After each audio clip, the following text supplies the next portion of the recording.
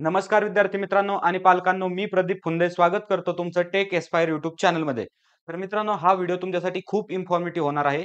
या व्हिडिओमध्ये आपण पाहणार आहोत तुम्हाला एम-एस-टी सी-ई-टीचा फॉर्म भरल्यापासून, रजिस्ट्रेशन फॉर्म भरल्यापासून तर थेट तुमचं इंजिनिअरिंग कॉलेजमध्ये ॲडमिशन होईपर्यंत तुम्हाला कोणकोणत्या डॉक्युमेंट्सची गरज असणार आहे. जेणेकरून हे नॉलेज तुम्हाला अगोदर जर झालं, तर तुमच्याकडे वेळ असेल की ते डॉक्युमेंट्स तुम्ही अवेलेबल करू शकाल. जेणेकरून एम-एस-टी सी-ई-टीच्या कॅप राउंड प्रोसेसमध्ये तुम्हाला कोणत्याही प्रकारचा डॉक्युमेंट्स बद्दल अडथळा किंवा कोणताही डाऊट असणार नाही. त्याच्यामुळे हा व्हिडिओ शेवटपर्यंत पहा आणि जर तुम्ही चॅनलवर नवीन असाल तर प्लीज फक्त आपल्या चॅनलला सबस्क्राईब करा. तर ठीक आहे मित्रांनो, वेळ न घालवता आपण व्हिडिओला सुरू करू.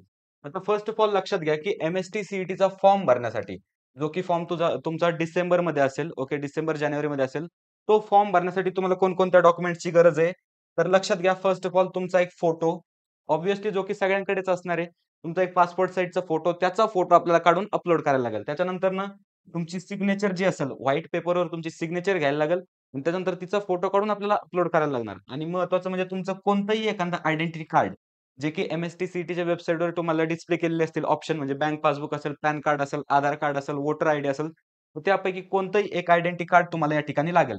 म्हणजे अर्थातच काय, तर एम-एस-टी-सी-ईटीचा फॉर्म भरण्यासाठी तुम्हाला फक्त एवढ्या गोष्टींची गरज असेल. बरोबर? तर या तिन्ही गोष्टी तुमच्याकडे व्यवस्थित असतील, त्याच्यामुळे एम-एस-टी-सी-ईटीचा फॉर्म तुम्ही व्यवस्थित भरू शकता. पण त्याच्यानंतर महत्त्वाची प्रोसेस म्हणजे कॅप रजिस्ट्रेशन. एम-एस-टी-सी-टीचा फॉर्म भरला, ठीक आहे, रिझल्ट लागला. आता वेळ येते ती म्हणजे इंजिनिअरिंग ॲडमिशनची. तर त्या प्रोसेसमध्ये बऱ्याचशा विद्यार्थ्यांकडून खूप मिस्टेक होतात. काही डॉक्युमेंट्स वेळेवर नसल्यामुळं वेळोवेळी त्यांचं ॲडमिशन सुद्धा कॅन्सल होतात. असे बरेचसे एक्झाम्पल आहेत, की समजा ऐन वेळेस त्यांच्याकडे एक्स-वाय-झेड हे डॉक्युमेंट नव्हतं. त्याच्यामुळे त्यांचं ॲडमिशन कॅन्सल झालं. जेणेकरून त्यांचं त्यांचं वर्ष वाया गेलं. त्याच्यामुळे अगोदरच तुम्ही सावध व्हा आणि मी जेवढे डॉक्युमेंट तुम्हाला सांगेल, तुमच्या कॅटेगरीनुसार, तुमच्या रिक्वायरमेंटनुसार ते डॉक्युमेंट तुमच्याकडे असणं गरजेचं आहे. आता फर्स्ट ऑफ ऑल आपण सुरू करूया बेसिक डॉक्युमेंट्स पासून. म्हणजे असे डॉक्युमेंट्स की जे सर्व विद्यार्थ्यांसाठी लागणार आहेत. म्हणजे जे विद्यार्थी ॲडमिशन घेऊ इच्छित आहेत, त्या सर्वांसाठी लागणारे काय, तर आधार कार्ड. ओके, ऑब्व्हियसली सगळ्यांकडे असणार आहे. त्याच्यानंतर एस-एस-सीचा रिझल्ट म्हणजे आपलं 10वीचं मार्कशीट. त्याच्यानंतर ना एच-एस-सीचा रिझल्ट आपलं 12वीचं मार्कशीट. त्याच्यानंतर लिव्हिंग सर्टिफिकेट. लिव्हिंग सर्टिफिकेट म्हणजे काय, तर एल-सी, शाळा सोडल्याचा दाखला, जो की तुम्हाला 12वी मध्ये तुम्ही ज्या स्कूलमध्ये होता, ज्या कॉलेजमध्ये होता, त्या ठिकाणाहून तुम्हाला तो मिळेल. त्याच्यानंतर काय, एकतर डोमासाइल सर्टिफिकेट किंवा बर्थ सर्टिफिकेट किंवा लिव्हिंग सर्टिफिकेट. आता ऑब्व्हियसली डोमासाइल सर्टिफिकेट म्हणजे काय, तर तुम्ही महाराष्ट्रात राहताय याचा तो प्रूफ असतो. त्यानंतर बर्थ सर्टिफिकेट म्हणजे तुमची बर्थ कुठे झाली याचा तो प्रूफ असतो आणि ते ॲक्चुअल महाराष्ट्रामधीलच पाहिजे. त्याच्यानंतर एल-सी. एल-सी याच्यासाठी ऑरमध्ये आहे. तर एल-सीवर फक्त तुमचं जे जन्मस्थळ आहे, तुमचा बॉर्न कुठे झाला, तर त्या ठिकाणचं जे जन्मस्थळ आहे ते महाराष्ट्रामधील असलं पाहिजे आणि ते एल-सीवर म्हणजे लिहिलेलं पाहिजे. त्याच वेळेस तुम्ही ह्या 3 सर्टिफिकेट इथं, 3 पैकी कोणतंही एक सर्टिफिकेट तुम्ही इथं अपलोड करू शकता. त्याच्यानंतरनं काय, तर इन्कम सर्टिफिकेट. इन्कम सर्टिफिकेट म्हणजे काय, तर तुमचा उत्पन्नाचा दाखला, जो की 1 वर्षाचा असणं गरजेचं आहे. त्याचबरोबर एस-सी आणि एस-टी जे कॅन्डिडेट्स आहेत, तर त्यांच्यासाठी इन्कम सर्टिफिकेटची गरज नाही. ओके. पण उर्वरित ज्या कॅटेगरीज आहेत, त्या प्रत्येकासाठी इन्कम सर्टिफिकेटची गरज आहे. त्याच्यामुळे इन्कम सर्टिफिकेट तुम्ही चालू वर्षाचं काढून ठेवा. म्हणजे ज्याची समजा मुदत असेल, कारण इन्कम सर्टिफिकेट फक्त 1 वर्षासाठी व्हॅलिड असतं आणि त्याची मुदत प्रत्येक वर्षी समजा 31 जुलैला संपत असते. त्याच्यामुळे तुम्ही ते काढून ठेवा. त्याच्यानंतरनं जी किंवा सी-ई-टीचं स्कोर कार्ड ऑब्व्हियसली हे तुमच्याकडे असेल. तुम्ही जर एक्झाम दिली असेल, तर ते तुमच्याकडे असेल.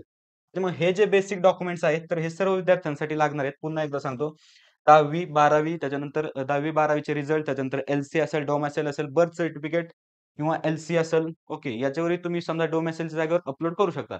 त्यानंतर महत्त्वाचं सर्टिफिकेट एक म्हणजे नॅशनॅलिटी सर्टिफिकेट, म्हणजे तुमची नॅशनॅलिटी इंडियन आहे, हे सर्टिफिकेट प्रूव्ह करतं. तर या पद्धतीने हे बेसिक डॉक्युमेंट्स तुम्हाला लागणार आहेत, बरोबर. आता याच्यामध्ये कुणाचाही प्रॉब्लेम नसणार आहे, कारण हे डॉक्युमेंट्स ऑब्व्हियसली सगळ्याकडे असणार आहे. आता प्रॉब्लेम कुठे येतो ॲक्चुअल, की जे डॉक्युमेंट्स कॅटेगरीचे आहेत, ओके. कॅटेगरीचे डॉक्युमेंट्स कोणते आता लक्षात घ्या. ओ-बी-सी असेल, एस-बी-सी असेल, एन-टी असेल. आता एन-टीमध्ये एन-टी 1 असेल, एन-टी 2 असेल, एन-टी 3 असेल. त्याच्यानंतर व्ही-जी-डी-टी असेल किंवा एस-सी-बी-सी असेल. तर या सर्वांसाठी 3 एक महत्त्वाचे डॉक्युमेंट्स आहेत. म्हणजे जेणेकरून तुम्ही समजा या पर्टिक्युलर कॅटेगरीचे आहात, याचा तो प्रूफ असतो. तुमच्याकडे कास्ट सर्टिफिकेट पाहिजे, ज्याला आपण जातीचा दाखला म्हणतो, ओके. त्यानंतर कास्ट व्हॅलिडिटी पाहिजे. कास्ट व्हॅलिडिटी म्हणजे काय, तर जात पडताळणी प्रमाणपत्र, हे तुमच्याकडे असणं गरजेचं आहे. आणि त्याच्यानंतर नॉन क्रिमिलियर, ज्याला आपण एन-सी-एल म्हणतो, हे सर्टिफिकेट तुमच्याकडे असणं गरजेचं आहे. या तिन्हीपैकी जे एकही जरी सर्टिफिकेट तुमच्याकडे नसेल, तर तुम्ही या कॅटेगरीजवर क्लेम करू शकत नाही. या तिन्हीपैकी एकही सर्टिफिकेट नसेल, तर तुमचा म्हणजे कॅटेगरीमधून तुम्हाला बेनिफिट मिळणार नाही किंवा स्कॉलरशिप वगैरे मिळणार नाही. त्याच्यामुळे ते तिन्ही सर्टिफिकेट तुमच्याकडे असणं गरजेचं आहे. तर या 3 सर्टिफिकेटवर आपण एक डेडिकेटेड व्हिडिओ बनवणार आहोत. ज्या व्हिडिओमध्ये आपण सांगणार आहोत, की हे सर्टिफिकेट तुम्ही कशा पद्धतीने काढू शकता. ओके. फक्त आता तुम्हाला लक्षात घ्यायचंय, की तुम्हाला कास्ट सर्टिफिकेट काढायचंय. ओके.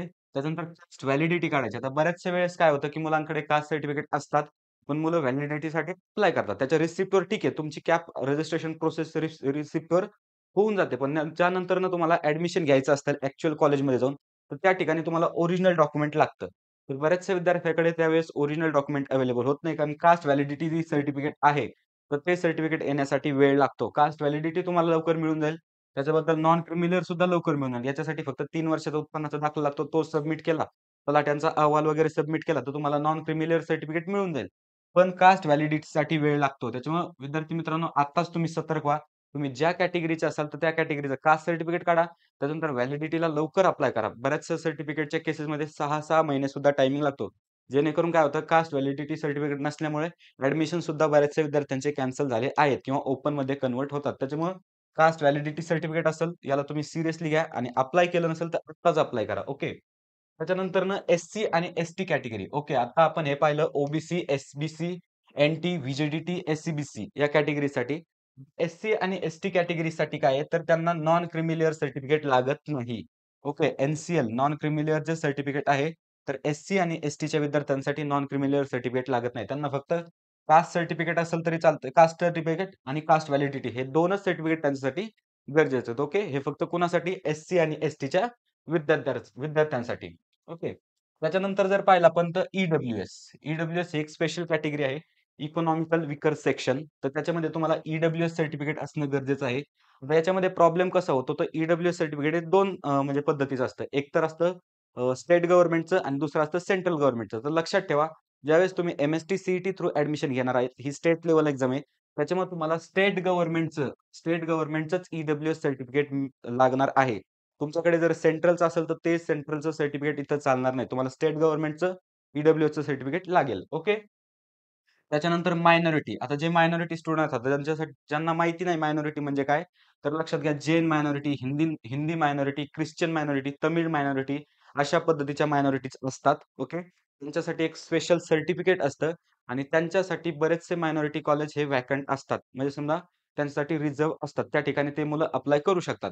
तर अशा पद्धतीने तुम्ही जर मायनॉरिटी कॅटेगरीमध्ये येत असाल, तर तुमच्याकडे मायनॉरिटी सर्टिफिकेट असणं गरजेचं आहे. त्याच्यानंतर नेक्स्ट आपण पाहू, जर तुम्ही डिफेन्स कॅन्डिडेट असाल, ओके, डिफेन्स कॅन्डिडेट जर असाल, तर तुमच्याकडे डिफेन्स सर्टिफिकेट असणं गरजेचं आहे. ओके. आणि त्याच्यानंतर नेक्स्ट जर तुम्ही पी-डब्ल्यू-डी म्हणजे काय पर्सन विथ डिसॅबिलिटी म्हणजे तुम्ही हँडिकॅप जर कॅन्डिडेट असाल, तर तुमच्याकडे पी-डब्ल्यू-डी सर्टिफिकेट असणं गरजेचं आहे.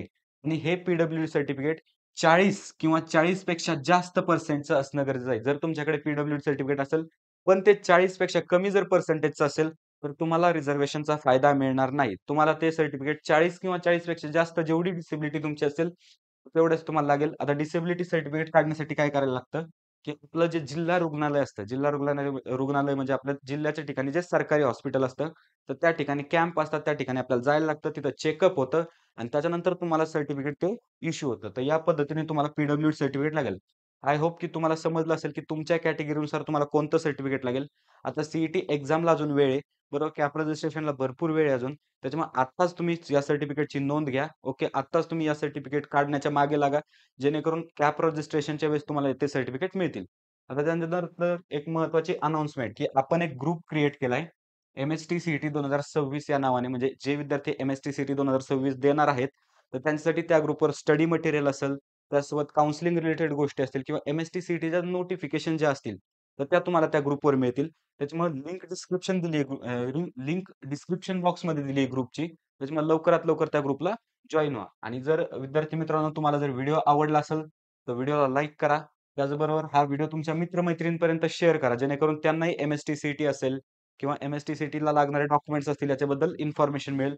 आणि महत्त्वाचं म्हणजे जर चॅनलवर नवीन असाल आणि अद्यापही चॅनलला जर सबस्क्राईब केलं नसेल, तर प्लीज फक्त आपल्या चॅनलला सबस्क्राईब करा. तर ठीक आहे मित्रांनो, भेटूया नेक्स्ट व्हिडिओमध्ये अशाच एका इन्फॉर्मेटिव्ह टॉपिक सोबत.